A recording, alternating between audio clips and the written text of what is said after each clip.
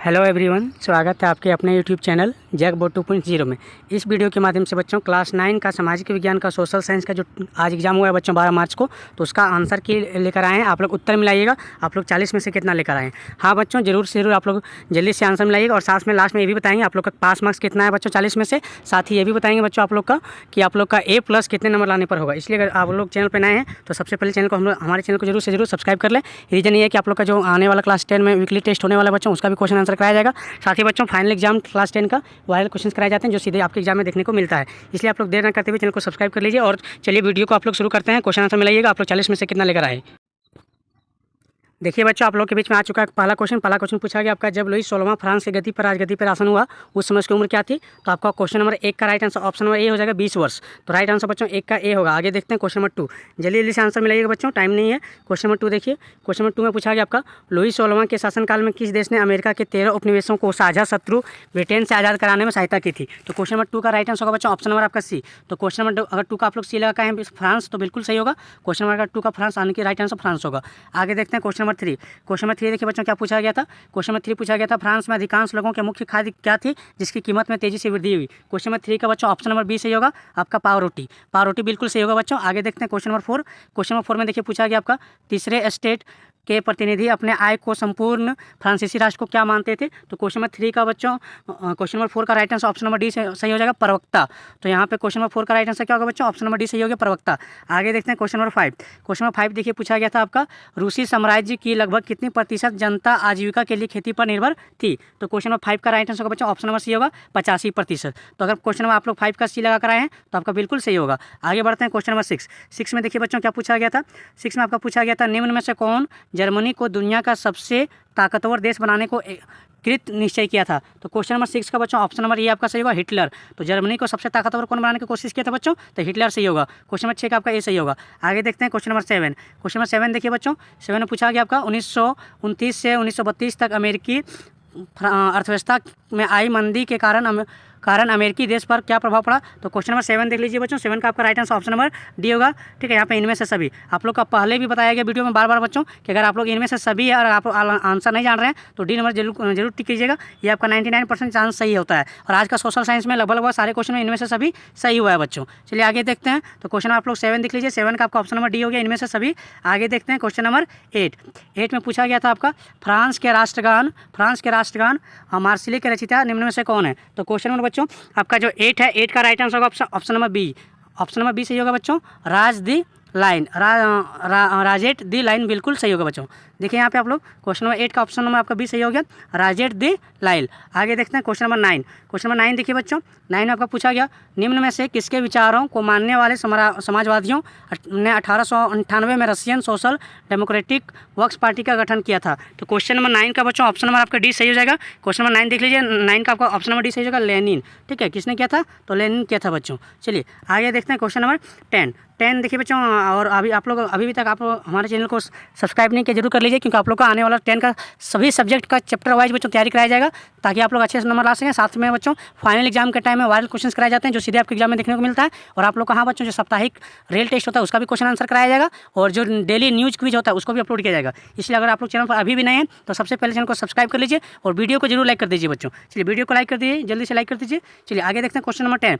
1905 में औपनिवेशिक सरकार के किस प्रस्ताव से बस्तर छत्तीसगढ़ के लोग बहुत परेशान हो गए। तो क्वेश्चन नंबर 10 का राइट आंसर होगा बच्चों ऑप्शन नंबर डी सही हो जाएगा, इनमें से सभी सही होगा बच्चों 10 नंबर का भी। आगे देखते हैं क्वेश्चन नंबर 11 में पूछा गया था आपका, मध्य उच्च भूमि के नाम से जाना जाने वाला नर्मदा नदी के उत्तर में प्रायद्वीपीय पठार का भाग किस पठार के ज़्यादातर भागों में फैला है। तो क्वेश्चन नंबर 11 का बच्चों ऑप्शन नंबर ए सही हो जाएगा आपका, 11 का ए बिल्कुल सही होगा, मालवा का पठार। आगे देखते हैं तो 11 का बच्चों ऑप्शन नंबर ए सही हो गया, मालवा का पठार। आगे देखते हैं क्वेश्चन नंबर आपका 12। क्वेश्चन नंबर 12 देखिए, 12 में पूछा गया था आपका, सन 1869 में किस तरह के नहर के खुलने से भारत व यूरोप के बीच की दूरी कम हो गई। तो क्वेश्चन नंबर 12 का जो राइट आंसर होगा बच्चों ऑप्शन नंबर सी सही हो जाएगा, स्वेज नहर। 12 का सी करेक्ट होगा। आगे देखते हैं क्वेश्चन नंबर 13 में पूछा गया था आपका, नर्मदा नदी की दक्षिण में स्थित दक्षिण का पठार किस प्रकार का भूभाग है। तो क्वेश्चन नंबर 13 का ऑप्शन नंबर ए सही हो जाएगा बच्चों, त्रिभुजाकार। किस प्रकार है, ए हो जाएगा त्रिभुजाकार। आगे देखते हैं बच्चों क्वेश्चन नंबर आपका 14 में पूछा गया था आपका, गारो खासी व पर्वतिया, ये तीनों पहाड़ों के नाम हैं जो भारत के किस राज्य में स्थित है बच्चों? तो 14 का आपका ऑप्शन नंबर डी सही हो जाएगा आपका मेघालय। देखिए आप लोग 14 का जो राइट आंसर आपका क्या हो जाएगा? 14 का डी सही हो जाएगा मेघालय।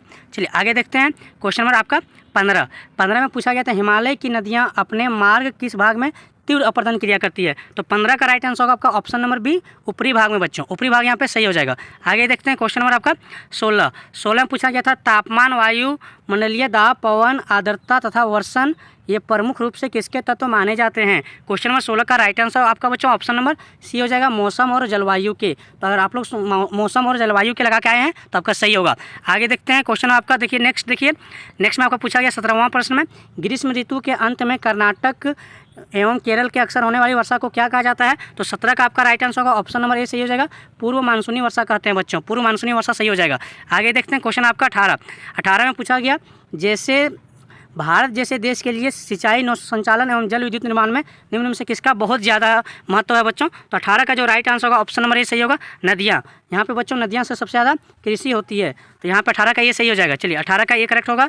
आगे देखते हैं 19वां पूछा गया आपका खासी पहाड़ी के दक्षिणी श्रृंखलाओं में से स्थित निम्न में से कौन विश्व में सबसे ज़्यादा औसत वर्षा प्राप्त करता है? तो 19 नंबर का right answer option number B हो जाएगा बच्चों, चेरापूंजी बिल्कुल करेक्ट हो जाएगा, 19 का बी। आगे देखते हैं क्वेश्चन नंबर 20 में पूछा गया आपका वर्ष 1945 तक चीन के पीछे छोड़ते हुए विश्व के सबसे ज़्यादा आबादी वाला देश कौन बन सकता है? तो क्वेश्चन नंबर 20 के बच्चों राइट आंसर होगा आपका अपना देश भारत, है ना, क्योंकि जनसंख्या के मामले में भारत बच्चों अभी 1 नंबर में पहुंचने वाला है। आपका 1945 के डाटा तक यहाँ पे आपका घोषित हो जाएगा। तो आपका क्वेश्चन नंबर 20 का आपका ऑप्शन नंबर डी बिल्कुल सही जाएगा, भारत। आगे देखते हैं क्वेश्चन नंबर आपका 21 में पूछा गया आपका निम्नलिखित में से किस देश में सिर्फ शासक दल ही चुनाव लड़ सकता है बच्चों? तो क्वेश्चन नंबर 21 का राइट आंसर ऑप्शन नंबर आपका बी सही जाएगा, मैक्सिको बिल्कुल यहाँ पे करेक्ट हो जाएगा। आगे बढ़ते हैं क्वेश्चन नंबर 22 में पूछा गया था आपका पाकिस्तान में लीगल फ्रेमवर्क ऑर्डर के अनुसार राष्ट्रीय और प्रांतीय असेंबलियों को भंग कर सकता है? तो क्वेश्चन नंबर 22 का right answer option number C हो जाएगा बच्चों, राष्ट्रपति। कौन कर सकता है वहाँ पे भंग? तो 22 का अगर आप लोग सी लगा कर आए हैं राष्ट्रपति, तो बिल्कुल आपका सही होगा।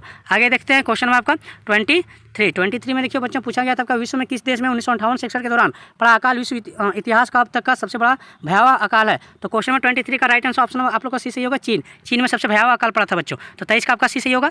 आगे बढ़ते हैं क्वेश्चन आपका 24 में पूछा गया किस प्रकार की व्यवस्था सभी नागरिकों की सक्रिय भागीदारी पर ही निर्भर करती है? तो क्वेश्चन नंबर 24 का आपका ऑप्शन नंबर बच्चों 24 का ऑप्शन नंबर ए सही हो जाएगा आपका, ठीक है, लोकतांत्रिक बच्चों आपका सही हो जाएगा 24 का ए। आगे बढ़ते हैं क्वेश्चन नंबर 25 में देखिए बच्चों पूछा गया था आपका निम्न में से कौन सरकार के अधिकारों की सीमा तय करता है और हमें बताता है कि नागरिकों को क्या अधिकार है? तो 25 का आपका ऑप्शन नंबर डी सही हो जाएगा बच्चों, ऑप्शन नंबर डी, यानी कि नागरिकों को अधिकार कौन देता है बच्चों? तो ऑप्शन नंबर डी सही हो जाएगा, संविधान। तो हमारा संविधान हम लोग को अधिकार देता है। तो आप लोग का बच्चों अगर 25 का डी लगाए सही होगा आपका।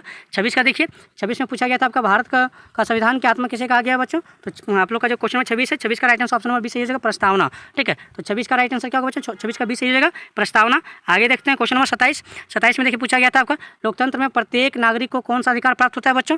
तो आपका ये मताधिकार, चुनाव लड़कर प्रतिनिधि बनने का, आपका विचार व्यक्त करने का, सारा सही होगा बच्चों। यानी कि 27 का आपका ऑप्शन नंबर डी सही होगा, इनमें से सभी। तो देख पा रहे हो बच्चों इनमें से सभी सारा आपका सही हो रहा है। आगे देखते हैं क्वेश्चन नंबर 28 में पूछा गया था निम्न में से कौन संविधान सभा के सदस्य नहीं थे बच्चों? तो यहाँ पे ऑप्शन नंबर सी सही हो जाएगा, महात्मा गांधी सही हो जाएगा। 28 का आपका सी सही हो जाएगा, क्योंकि 28 का सी में महात्मा गांधी जी संविधान सभा के सदस्य नहीं थे। चलिए आगे बढ़ते हैं क्वेश्चन नंबर 29 का देखिए बच्चों पूछा गया था भारत में निर्वाचित प्रतिनिधियों की राष्ट्रीय सभा को क्या कहा जाता है? तो क्वेश्चन आपको 29 का राइट आंसर बच्चों ऑप्शन नंबर डी हो जाएगा, ऑप्शन नंबर ये सही हो जाएगा, संसद, ठीक है। तो 29 का आपका ऑप्शन नंबर ये सही हो जाएगा बच्चों, संसद। आगे देखते हैं क्वेश्चन नंबर 30 में आपका पूछा गया था संसद का अधिकार निम्न से क्या होता है बच्चों? तो क्वेश्चन नंबर 30 का जो राइट आंसर क्या हो जाएगा? तो 30 का ऑप्शन नंबर डी सही हो जाएगा आपका, इनमें से सभी। 30 का डी इनमें से सभी बिल्कुल सही हो जाएगा बच्चों।